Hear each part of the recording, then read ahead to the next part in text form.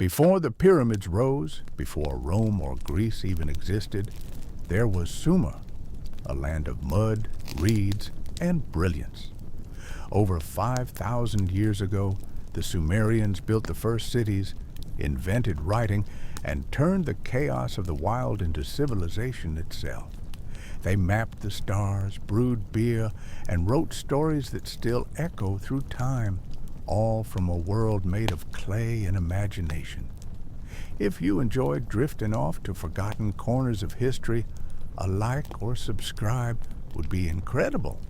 And drop a comment with where you're listening from and what time it is. It's always surreal seeing people from Japan to Brazil sharing the same ancient story. All right, tonight we're traveling back to ancient Mesopotamia to meet the mysterious people who started it all. Get comfortable, breathe slow, and let's step into the world of the Sumerians, the first civilization on Earth.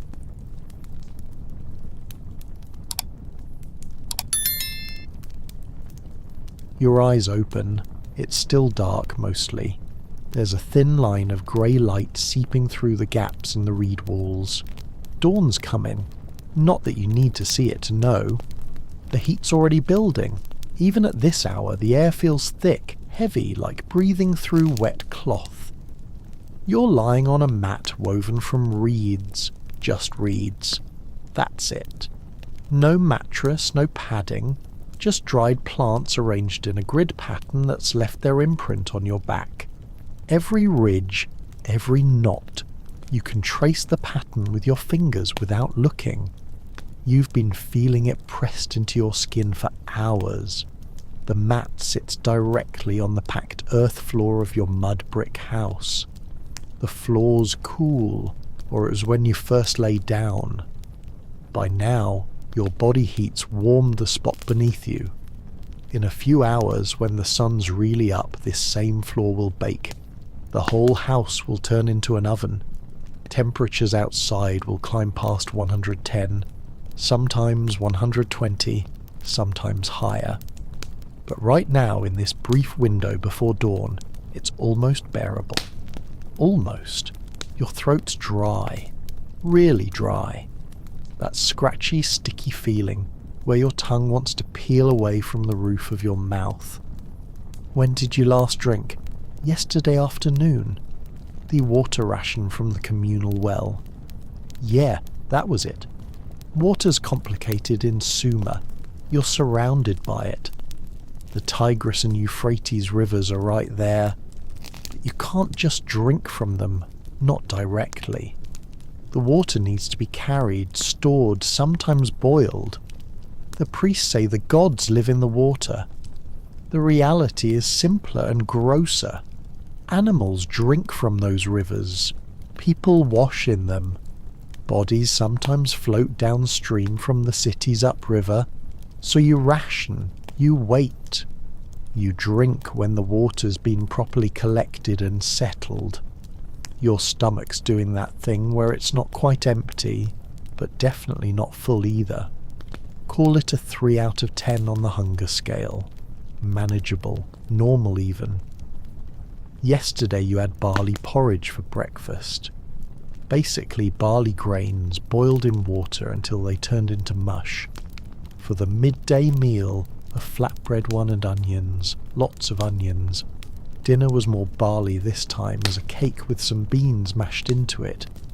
Onions feature heavily in the Sumerian diet, like really heavily. If the smell doesn't hit you first thing in the morning, you're either sick or you've gone nose blind to it, which, let's be honest, you probably have after a few years of onions. With every meal, your nose just gives up trying to register it. Outside, you can hear the city waking up. Footsteps, voices, the scrape of tools against stone. Someone's already at the communal oven baking the first batch of bread. You can smell it. That warm, yeasty scent cutting through the onion smell. It makes your stomach clench. Welcome to the land between two rivers. Welcome to Sumer, the world's first civilization. And yeah, you probably don't want to be here. Look, I know I said get comfortable in your bed, right? Well, that's because where you are right now in this ancient Sumerian house, comfortable is not in the vocabulary. The Sumerian word for mattress doesn't exist. They've got words for reed mat, for leather sheet, for wool blanket if you're rich. But mattress, the fluffy cushioned thing you're lying on right now while listening to this, nope, not a thing. Your house is basically a box made of mud bricks. Dried mud, to be specific. The walls are about a foot thick, which helps with the heat during the day and the surprising cold at night. The roof, more mud brick supported by wooden beams if you're lucky enough to have timber, or just more packed mud if you're not. There's a central courtyard. That's the heart of the house. It's open to the sky, which means light and air can come in, but it also means dust, heat, and during the brief rainy season, water.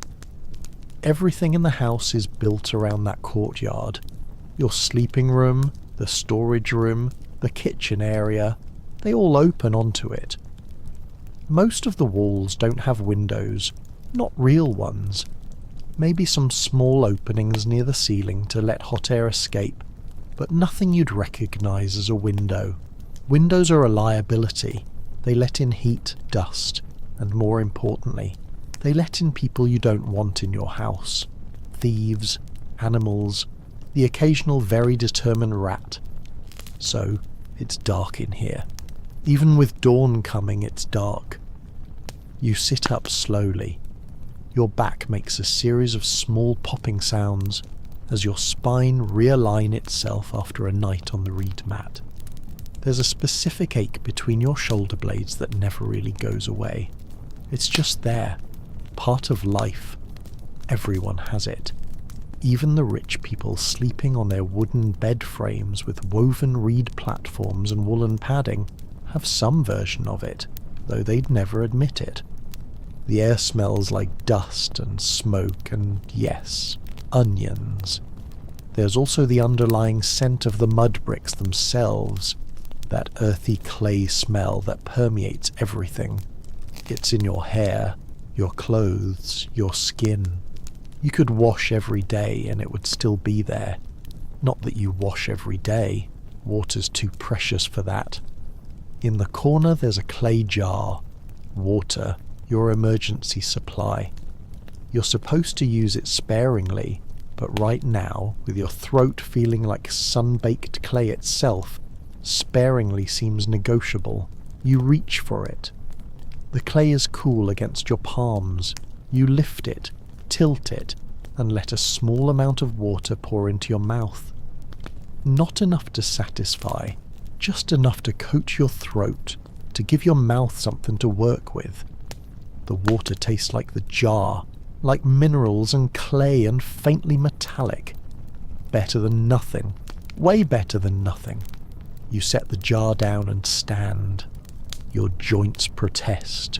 Your feet find the packed earth floor still cool. And you take a moment to just exist, to breathe, to prepare yourself for what's coming. Because here's the thing about being a Sumerian in 3000 BC. Every single day is about survival. Not dramatic movie-style survival with dinosaurs and explosions. Just the grinding, relentless work of staying alive, finding water, finding food, avoiding disease, avoiding injury, avoiding the wrath of gods who seem perpetually angry about something. And today, like every day, starts with work. The sun's not even up yet, and you've got to get moving, because in Sumer, if you're not working, you're not eating. And if you're not eating, well, let's not think about that. You pull on your clothes. If you're a man, it's a knee-length skirt made from wool or linen. If you're a woman, it's a longer dress. Also, wool or linen. Both are basically rectangles of fabric wrapped around your body and held in place with a belt or pin. No zippers, no buttons, just cloth and determination. The fabric scratchy, rough. It's been washed in the river and beaten against rocks and dried in the sun so many times that it's more texture than textile. But it's what you have. It keeps the sun off your skin during the day and provides a thin layer of warmth during the surprisingly cold nights. You step out into the courtyard. The sky's lighter now, that pre-dawn grey that's not quite day, but definitely not night anymore. The stars are fading above you. The sky is huge, endless. Without any light pollution, without any buildings taller than 2 stories, the sky in ancient Sumer is vast in a way that's hard to describe. It's like someone removed the ceiling of the world. Other people are emerging from their sleeping rooms. Your family, if you have one. Maybe your parents, your siblings, your spouse, your kids. Sumerian households are multi-generational. Everyone lives together. Everyone works together. Privacy is a concept that won't be invented for another few thousand years. Someone's already started a fire in the courtyard's cooking area. Smoke rises in a thin column. The fire's small. Fuel is precious, but it's enough to heat water for barley porridge again because that's breakfast. That's always breakfast. Unless you're wealthy, then you might have honey to sweeten it. Maybe dates, maybe cheese. But wealth is relative in Sumer. Even the wealthy eat barley. They just eat it with more stuff mixed in. You head toward the fire, but before you get there, you hear it. The sound that dominates Sumerian life. The gong. It's coming from the center of the city, from the area near the ziggurat, that massive stepped pyramid that you can see from anywhere in the city. The temple tower, the house of the gods, the gong is the signal, the call to work. And in Sumer, work means the irrigation canals. Oh boy. Let me explain something about Sumerian cities. They exist because of one thing. Water management. That's it. That's the whole civilization in a nutshell. Take away the canals, the dikes, the reservoirs, and Sumer disappears. The cities crumble. Everyone dies or moves away. It's that simple. The Tigris and Euphrates rivers flood every year. Unlike the Nile in Egypt, which floods predictably and gently, these rivers flood violently and randomly. One year, no flood. The next year, massive flooding that destroys everything. The rivers also change course sometimes, just deciding to flow in a completely different direction and leaving former cities stranded in the desert. So Sumerians built canals, lots of them, a network of waterways that crisscross the landscape, bringing water from the rivers to the fields, to the city, to the storage reservoirs. It's an engineering marvel. It's also a maintenance nightmare. Every single day, people need to work on the canals, clearing silt, reinforcing banks, checking for leaks, building new sections. It's back-breaking, relentless labour that never ever ends. If you slack off, if you take a day off, the system starts to fail. And if the system fails, everyone dies. Not theoretically, actually dies. No water means no crops. No crops means no food. No food means starvation. So when the gong sounds, you go.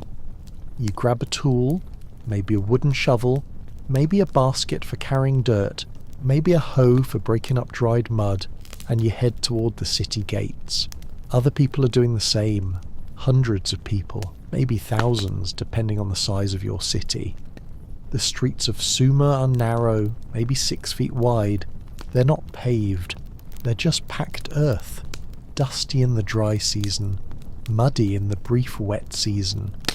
The houses press in on both sides, their mud brick walls creating a maze of passages that all eventually lead to the main thoroughfares. You pass a shrine. There's one on almost every corner. just a small alcove in a wall with a clay figurine of a god or goddess. Someone's already left an offering there. A piece of bread, a small cup of beer. The gods are always hungry, always thirsty. They need to be fed constantly or they get angry. And when gods get angry, bad things happen. Disease, floods, drought, war. All of it is because the gods are displeased. So you make offerings, you pray, you perform rituals, you do everything the priests tell you to do, and sometimes it works. Sometimes the gods are appeased and life continues. Sometimes it doesn't work and people die. That's just how it is. You reach the city gate. It's massive. Thick wooden doors reinforced with bronze bands. They're open now, letting workers stream out toward the fields and canals. Guards stand on either side, armed with spears and copper axes. They're there to protect the city from raiders, from rival cities, from anyone who might want to steal Sumer's most valuable resources, grain, livestock and people. Slavery exists in Sumer. It's common.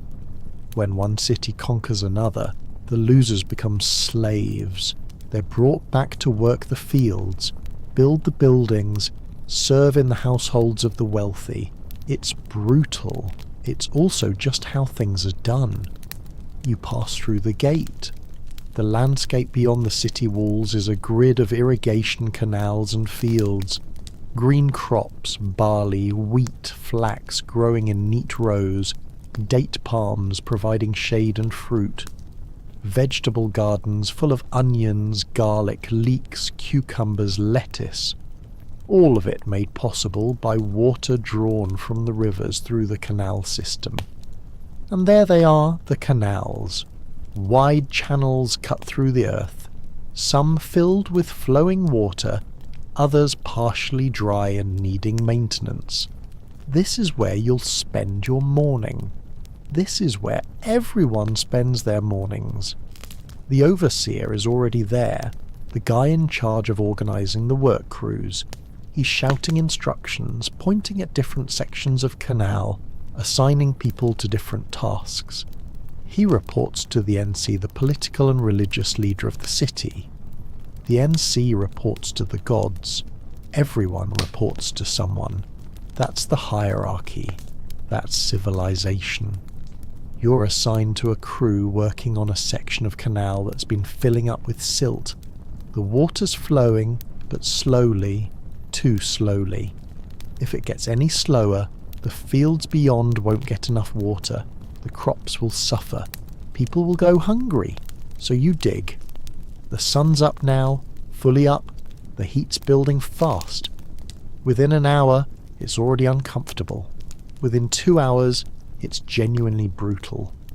The sun beats down on your back, on your head, on every exposed bit of skin. You're sweating. Everyone's sweating. The air shimmers with heat.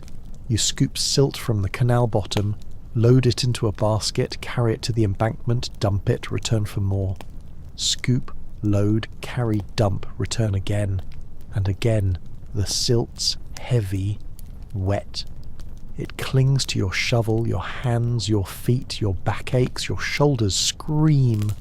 Your hands develop blisters on top of the calluses you already have. This is life in Sumer. This is civilization. The world's first cities built on the backs of thousands of people doing this exact same work, day after day, year after year, generation after generation. Around you, other people are doing the same thing. Men, women, even older children. Everyone works. Everyone contributes. There's no concept of retirement or weekends or vacation time. You work until you physically can't anymore, and then you either have family to take care of you, or you die. Fun times. The overseer walks along the embankment, watching, making sure everyone's working at the right pace, making sure no one's slacking. Sometimes he shouts encouragement, sometimes he shouts threats. The line between motivation and intimidation is thin in Sumer. Someone starts singing a work song. It's rhythmic, meant to keep everyone moving in sync, meant to make the work slightly less unbearable. Others join in. The melody's simple, repetitive. The lyrics are about the gods, about water, about the harvest, about hoping this year is better than last year. Hoping is big in Sumer. You keep digging. The sun keeps climbing. The heat keeps building. Your water ration ran out an hour ago. Your throat's dry again. Your lips are cracking. The sweat's evaporating as fast as your body produces it, leaving salt crystals on your skin. Not like your comfy bed right now, right? Not like your climate-controlled room with a glass of water on your nightstand. Not like your full stomach and your soft pillow and your complete lack of need to dig a canal before breakfast. You're welcome for the perspective. By the time the morning work shift ends, signalled by another gong from the city, you've moved several tons of silt. Your entire body hurts. You're dehydrated, exhausted, and covered head to toe in mud, but the canal's flowing better. The water's reaching the fields. The crops will survive another day, and so will you. You trudge back to the city with the rest of the workers. The sun's at its peak now. The heat's peaked too. It's easily over 110 degrees, maybe 115, maybe 120. In this climate, in this time before weather stations and thermometers, you measure heat by how it feels. And right now it feels like walking into an oven. The city walls loom ahead. Even in their shadow it's hot. The mud bricks absorb heat during the day and radiate it back out. The whole city bakes. The streets shimmer with heat waves. Dogs lie in whatever shade they can find, panting. Even the rats move slowly. You make your way through the maze of streets back to your house. The smell of cooking fires mingles with the ever-present scent of onions, smoke, and humanity. Thousands of people living in close proximity. No sewage system beyond what you carry out to dump in designated areas. No running water beyond what you carry in. No garbage collection beyond what you handle yourself. The smells are intense. Genuinely intense. If someone from the modern world were dropped into ancient Sumer, the smell would probably be the first thing that hit them. Not the heat, not the sight of the ziggurat, but the smell. Human waste, animal waste, rotting food, smoke, sweat, and yes, onions. Lots and lots of onions. You reach your house. The courtyard feels like an oven. The air is thick and still. You head to the storage area where the communal water jug is kept. There's a ladle. You're allowed one ladle of water. You take it. It's warm from sitting in the heat, but it's wet. That's all that matters. The water hits your stomach and your body just absorbs it. Gone in seconds. You want more. You're allowed more. You take another ladle. This time you force yourself to drink it slowly, to let it actually satisfy your thirst, rather than just disappearing into the void of dehydration. Someone's preparing the midday meal, more barley, this time as flatbread. The dough's been mixed with water and salt, maybe a bit of fat if there's any available, and then slapped onto the side of the hot clay oven to bake. It comes out crispy and slightly charred. You eat it with onions, obviously. There's also beer. Yes, beer. The Sumerians invented beer. It's not like modern beer.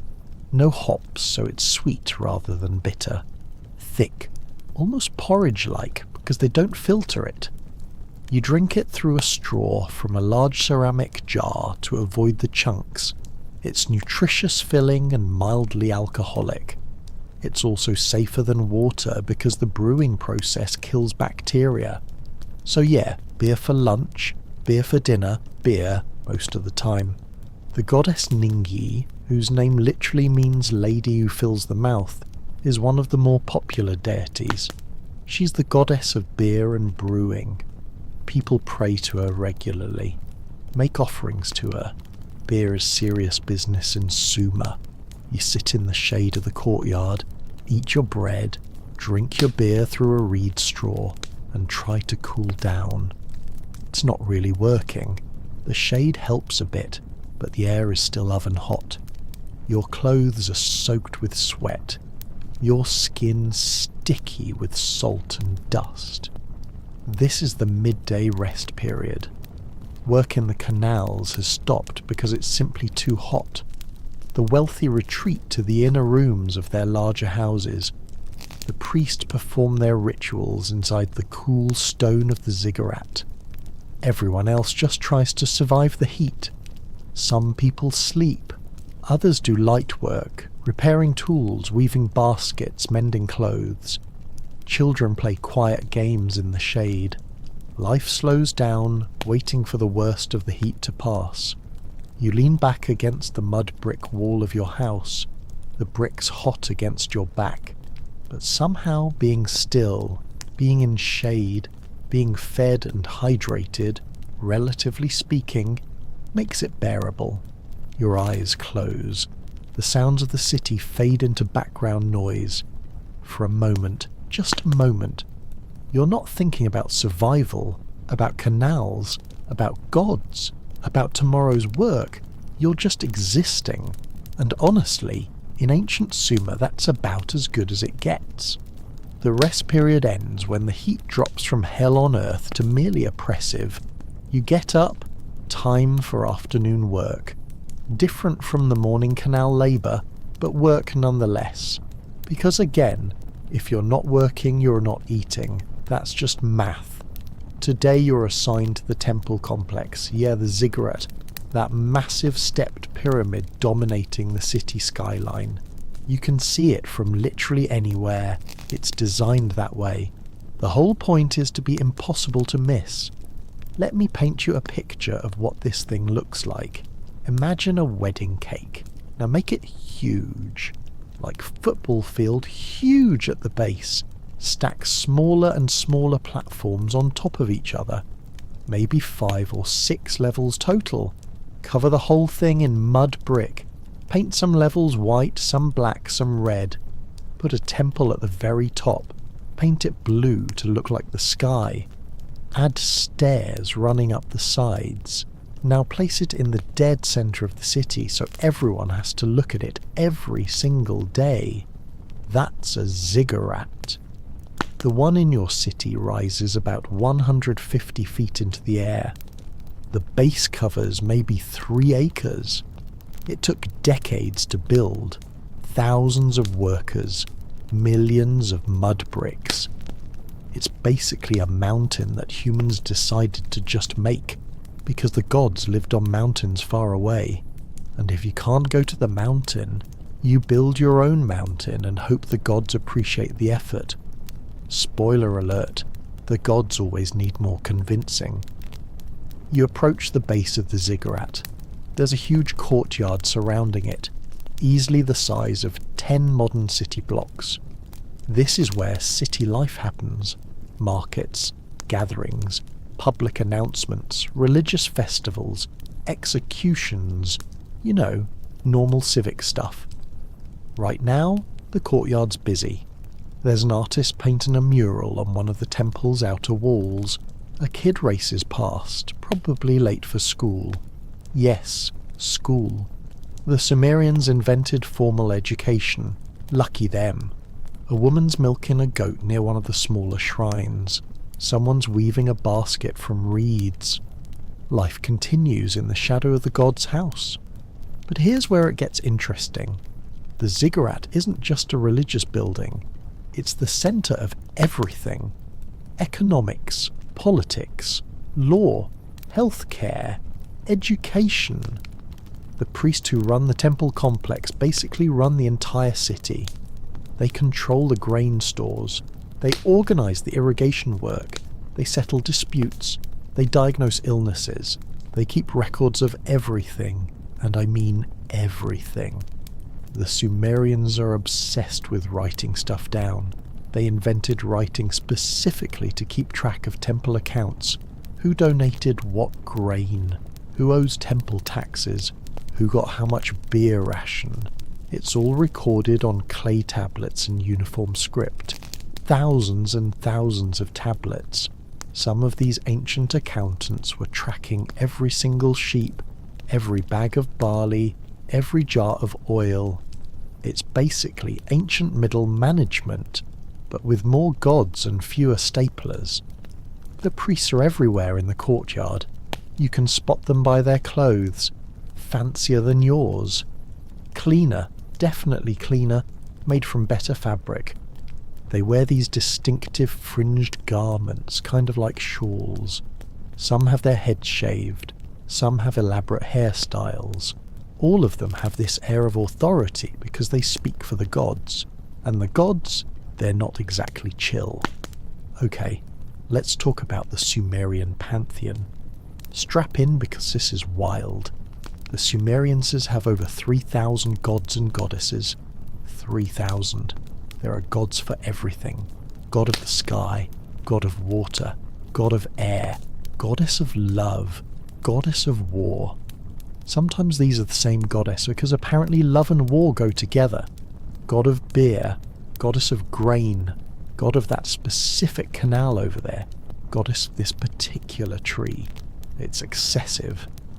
The big ones, the major league gods are An, Enlil, Enki, and Inanna. An is the sky god. Top of the hierarchy, though he doesn't do much these days. Think of him as the retired CEO, who still has his name on the building. Enlil is the real power, god of air and storms. He's based in Nipper, which is like the religious capital of Sumer. When Enlil gets angry, bad things happen. Floods, droughts, locusts, your crops dying, your city getting destroyed. Fun guy at parties. Enki is the water god. He's actually pretty cool, relatively speaking. God of wisdom and magic. He's the one who warned that one guy about the great flood and told him to build a boat. Sound familiar? Yeah. That story predates the Noah version by about 1,000 years. The Sumerians did it first. Inanna is the goddess of love, sex, fertility and war because nothing says romance like a good battle. She's based in Uruk and is basically the most dramatic deity in the pantheon. The myths about her are wild. She goes to the underworld, gets killed, comes back to life, sends her husband to hell as a substitute. It's a whole thing. Then there are the lesser gods, hundreds of them. Each city has its own patron deity. Each household has its own protective spirits.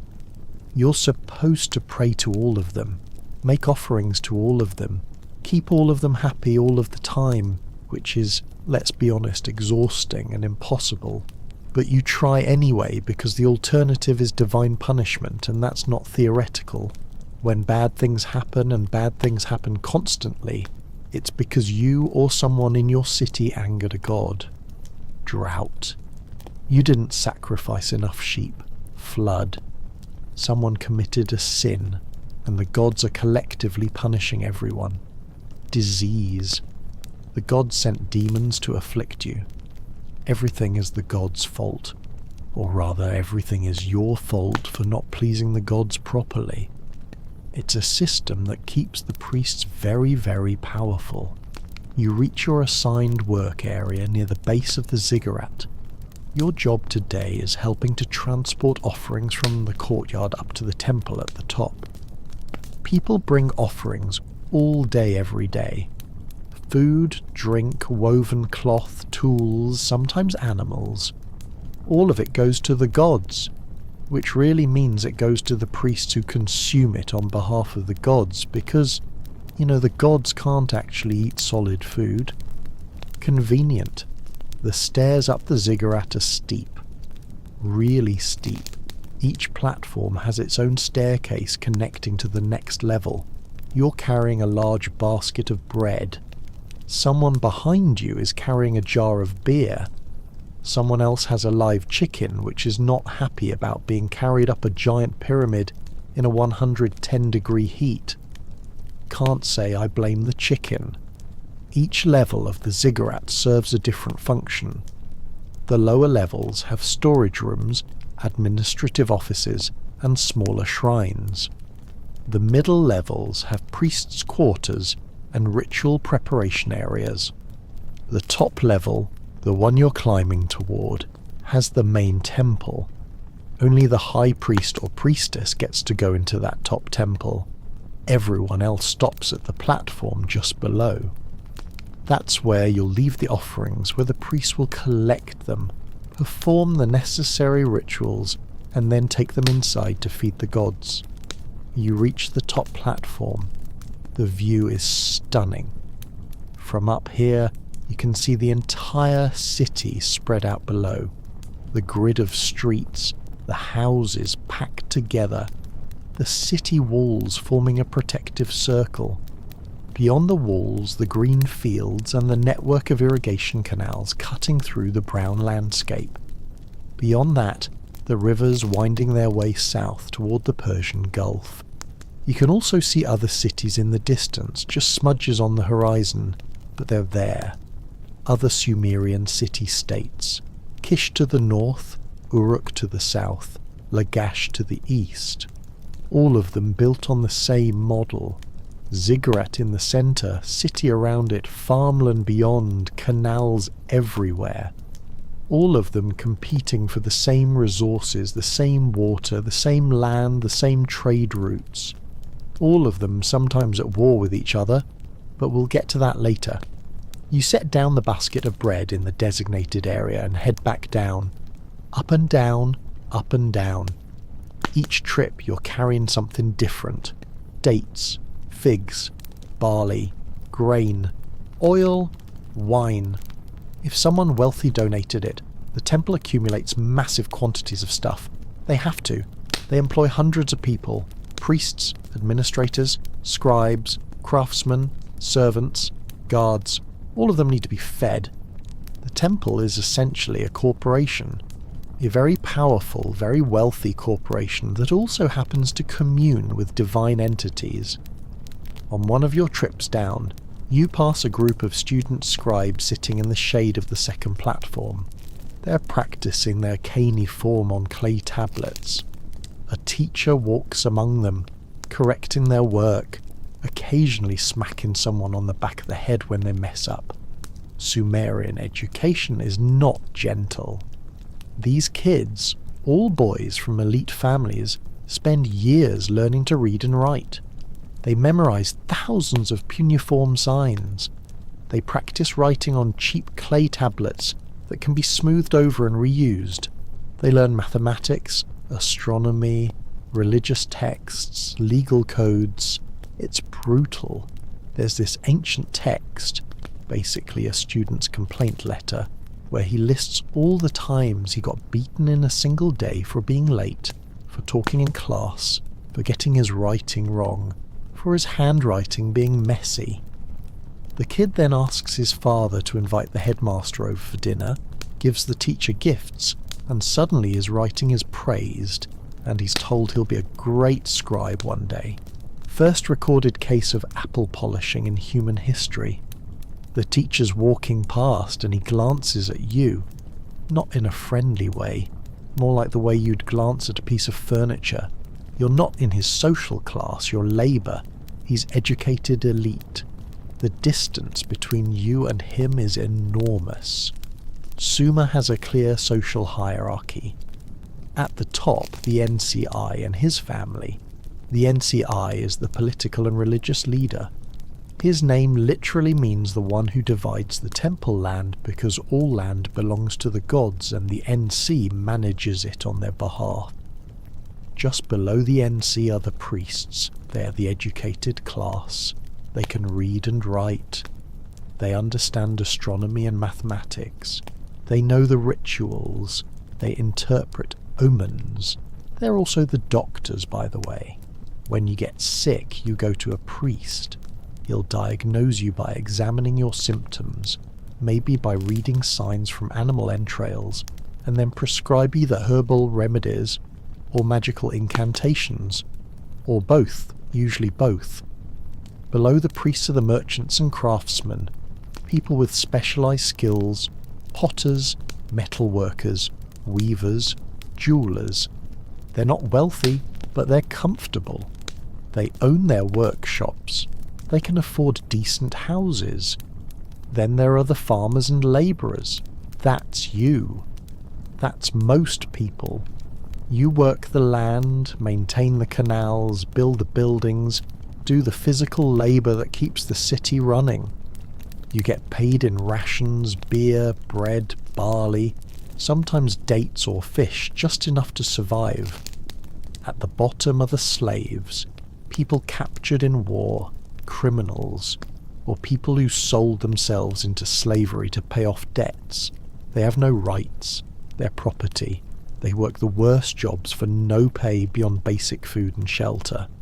And everyone, every single person in this hierarchy is terrified of the gods. You finish your transport work as the afternoon starts cooling. Well, cooling. It's still over 100 degrees, but at least it's not 120. Progress. The evening prayer ceremony is starting. A gong sounds from the top of the ziggurat. People start gathering in the courtyard. This happens every evening, a public ritual where the high priest offers the day's final sacrifices to the gods, prays for the city's prosperity, and updates everyone on any important news. You join the crowd, hundreds of people pressing into the courtyard. The air smells like humanity, sweat and smoke and onions, always the onions.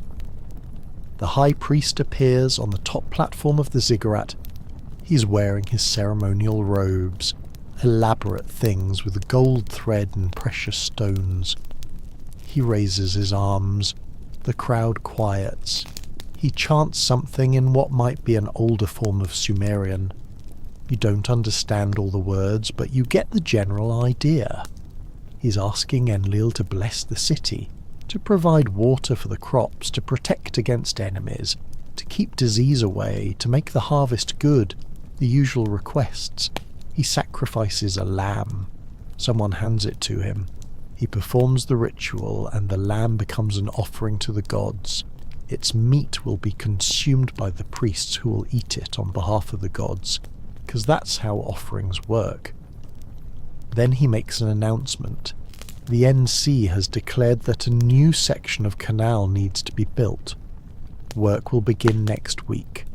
All able-bodied citizens will be required to participate. There will be extra beer rations. The crowd accepts this news with the enthusiasm of people who have no choice. More canal work. Great. But hey, extra beer, so there's that. The ceremony ends, people disperse, you head back toward your house through the maze of streets. The sun's setting now, painting the sky orange and red. The temperature's dropping fast, in a few hours it'll actually be cold. Desert climates are like that. Extreme heat during the day, surprising cold at night. You pass a shrine to Inanna. Someone's left fresh flowers and a cup of beer. The flowers are already wilting in the heat. The beer's probably warm, but it's the thought that counts. The gods appreciate offerings, even sad ones. Maybe especially sad ones. Shows you're really trying. Near your house there's a commotion. A small crowd has gathered. You push closer to see what's happening. There's a man on the ground, clearly injured. His leg is bent at a bad angle. Broken, probably. Someone's already sent for a priest doctor. This is bad. Really bad. A broken leg in ancient Sumer is potentially a death sentence.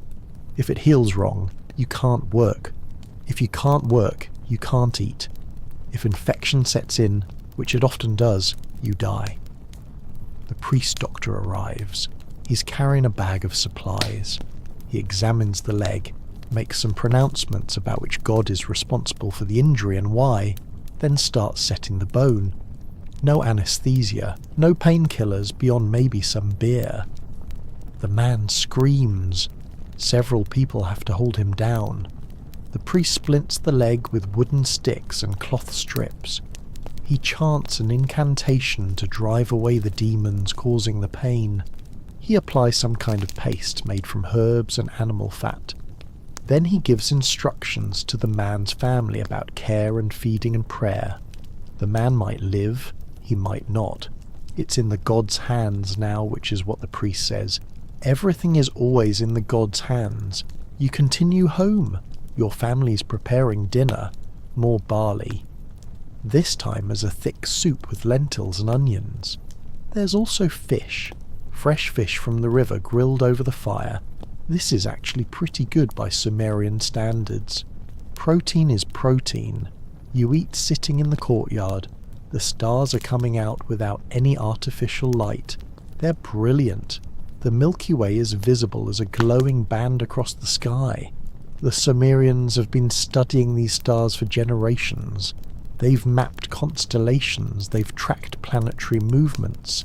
They've figured out how to predict eclipses. Not because they find it scientifically interesting, though they probably do, but because the stars are gods, or at least controlled by gods, and understanding their movements helps predict the gods' intentions. Everything comes back to the gods. After dinner, you sit and rest. Tomorrow will be another day of canal work, another day of heat and labour and survival. But right now, in this moment, with food in your stomach and your family around you, and the cool night air finally providing relief from the day's heat, things are okay, not good. Just okay. And in ancient Sumer, okay is about as good as it gets. Morning comes again, because of course it does. You're back on canal duty, but today is different. The overseer pulls you aside after a few hours of digging, says they need someone to help the city scribes. They're doing an inventory of grain supplies and need extra hands to move the clay tablets around. You're basically going to be a filing cabinet. But hey, it's indoor work. Anything to get out of the sun. The scribe school is attached to the temple complex. Naturally, everything important happens near the ziggurat. You head there through streets that are already baking. It's maybe 2 hours past dawn and the temperature's climbing fast. By noon, it'll be unbearable. By mid-afternoon, deadly if you're not careful. Inside the scribe school, it's cooler. Not cool, but cooler. The thick mud brick walls keep some of the heat out. Small windows near the ceiling let in light without letting in too much sun. There's even a slight breeze moving through. The room is full of young men hunched over clay tablets, dozens of them, all writing. The sound is distinctive. Reed styluses pressing into wet clay, making little wet popping sounds. Scratch, press, pop, scratch, press, pop. Over and over, a teacher walks among them, hands behind his back, watching. He stops behind one student, looks at his work and smacks him on the shoulder. Not hard, but not gentle either. Your signs are sloppy. Do it again. The kid smooths out his clay tablet with a wet rag and starts over. Welcome to Sumerian education, where mistakes are corrected with physical violence, and everyone just accepts this as normal. Let me tell you about ununiform writing, because it is genuinely bonkers. It started simple. About 5,000 years ago, temple officials needed to keep track of stuff. How many sheep in the temple flock? How much grain in storage? Who owed what taxes? So they used small clay tokens. 1 token equals 1 sheep. 10 tokens equals 10 sheep. Easy. Then someone had a brilliant idea. Instead of storing thousands of physical tokens, why not just press the tokens into soft clay to make an impression? Now you've got a permanent record without needing to warehouse all the tokens. From there, it evolved. People started drawing little pictures directly into the clay. A sheep looked like a sheep. Bread looked like bread. A person looked like, well, a stick figure person. That worked fine for simple stuff. But how do you draw go, or love, or angry? You can't just draw an emotion. So the Sumerians has got creative.